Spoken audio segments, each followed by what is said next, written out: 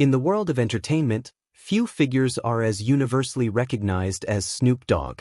From his rise as one of the defining voices of West Coast rap in the early 1990s, to his reinvention as a cultural icon who crosses over music, television, and even cooking shows, Snoop has built an image that resonates with multiple generations. Yet, his recent remarks about the presence of LGBTQ+ characters in children's films have ignited controversy, sparking debates that go beyond hip-hop and into the broader social landscape of media, parenting, and cultural shifts.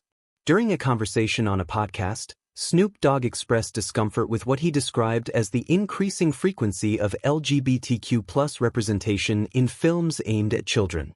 He shared an anecdote about going to the movies with his grandson, recalling how a same-sex relationship depicted on screen led to a moment of confusion for the child.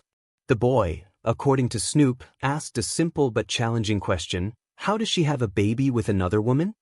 For Snoop, this question represented not only the unexpected curiosity of a child but also the burden of being forced into a conversation he admitted he was unprepared to have.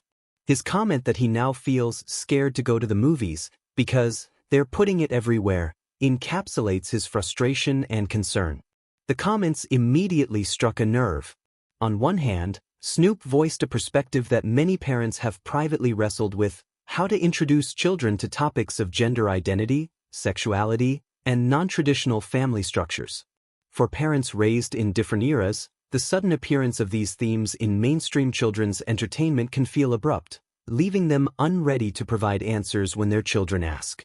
On the other hand, his words also carry a dismissive tone that critics argue fuels stigma and perpetuates negative attitudes toward LGBTQ+ people, particularly when coming from a global celebrity whose influence stretches far beyond music. To understand why his comments have created such a stir, it helps to place them within the larger cultural conversation. In recent years, Hollywood has made deliberate efforts to diversify the characters portrayed in children's films.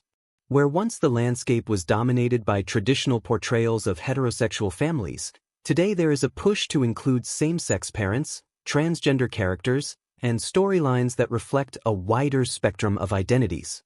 This shift is driven not only by changing social values but also by recognition that many children themselves grow up in households that don't fit the so-called traditional mold. For them, seeing a family that looks like their own on screen can be affirming and empowering. Snoop Dogg, however, appears to view these changes as an intrusion rather than an evolution. His fear of being blindsided by questions in a movie theater reflects a broader anxiety among some parents and grandparents who feel society has moved faster than they have been able to adapt. What once might have been a subject introduced gradually, or within the privacy of the home, is now presented in public entertainment spaces without warning. To people like Snoop, this creates tension between respecting personal values and adjusting to cultural trends. The controversy deepens when considering the medium in question: children's movies.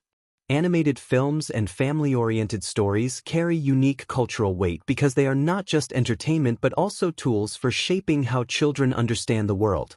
A simple story about heroes and villains can carry underlying lessons about kindness, fairness, courage, and justice. Similarly, when LGBTQ+ relationships or families appear on screen, they don't exist in isolation. They influence how children perceive what is normal, acceptable, and worthy of respect. For supporters of such inclusion, this is precisely the point. Normalizing diversity at an early age fosters empathy and acceptance. For critics like Snoop, however, it feels like a deliberate attempt to override parental guidance and dictate conversations that families may not yet be ready to have. Another element that makes this moment particularly striking is the public platform from which Snoop speaks. As someone who has spent decades as both a parent and a grandparent, his opinions are not just about abstract cultural debates. They are rooted in his own family life. He is not speaking as an academic, a politician, or an activist, but as a grandfather navigating the same challenges that many others face in balancing generational values with modern realities. Yet his fame amplifies his voice. What might have been a private conversation in a living room becomes a headline, magnified across the internet and dissected by millions. It is also important to recognize the personal contradiction embedded in Snoop's comments.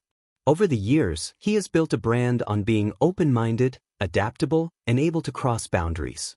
He has collaborated with artists of all genres, appeared on television cooking with Martha Stewart, and become a symbol of fun, tolerance, and reinvention.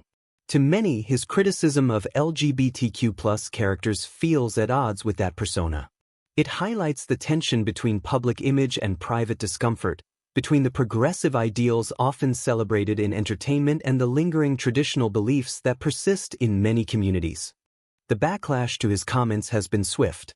Critics argue that framing LGBTQ+ inclusion as something to be afraid of reinforces stereotypes that being gay, lesbian, or queer is somehow inappropriate or dangerous for children to see. Supporters of representation insist that children are more resilient and capable of understanding diversity than many adults assume. They point out that the questions children ask are not signs of confusion or distress but natural curiosity, opportunities for adults to teach empathy and respect. In this light, Snoop's fear of those questions may say more about adult discomfort than about the children themselves. Yet, even amidst criticism, Snoop's perspective cannot be dismissed outright. It taps into a real and ongoing cultural divide, the tension between protecting childhood innocence and preparing children for a diverse and complex world. For some parents, delaying these conversations feels like a way of safeguarding childhood. For others, shielding children from diversity only delays the inevitable and risks teaching intolerance by omission. The truth, perhaps, lies somewhere in the middle. Children's media is evolving, but families also need support, resources, and conversations that help them bridge the gap between old values and new norms. Ultimately, the debate sparked by Snoop Dogg's remarks is bigger than him. It is a microcosm of a society negotiating change, where representation, identity, and tradition collide in the most public spaces, including the movie theater. His discomfort reflects the unease of many who feel unprepared for cultural shifts, while the outrage at his words reflects the determination of others who believe representation is not optional but essential.